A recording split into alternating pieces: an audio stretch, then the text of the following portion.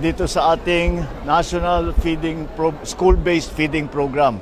Ang naging bago sa aming sistema sa programang ito ay dati namimili tayo kung sino ang bibigyan.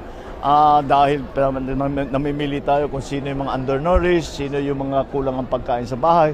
Ngunit ngayon ay ginawa namin para mas madali ay lahat na lang na pumapasok ay papakainin namin. Kaya para tiyak na lahat ng ating mga kabataan ay handa na mag-aral, handa na pumasok, makapag-aral na mabuti at hindi inaalala ang kanilang kakainin. At so I congratulate hindi lamang ang ating mga ahensya, DepEd, DA, at lahat ng mga tumulong, pati sa local government, pati mga supplier natin. Ang ginawa din natin ay inuuna natin yung supply ng pagkain hanggat maaari, inuuna namin ang mga local supplier.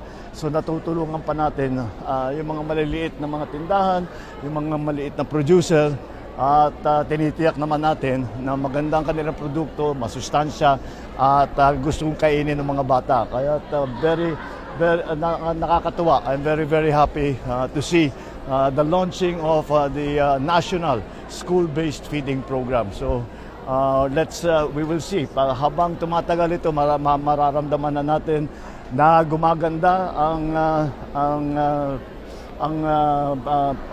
ang ligtas ang ating mga bata sa kanilang sakit, at sila ay malakas ang kanilang katawan para makapag-aral sila ng mabuti, makapaglaro sila ng mabuti, at kompleto ang maging experience ng ang ating mga kabataan sa eskwela. Alright. Okay. Recently, nag-announce si Dona Secretary Yeah. sa wage hike sa national level. Yes.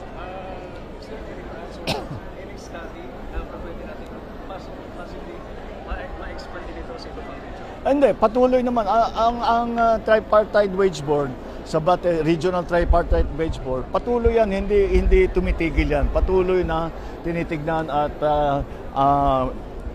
inaaral kung ano ba ang talagang presyuhan doon sa bawat region para malagay yung malagay na tama ang ating wage rate o kung kailangan ng wage hike, kung magkano.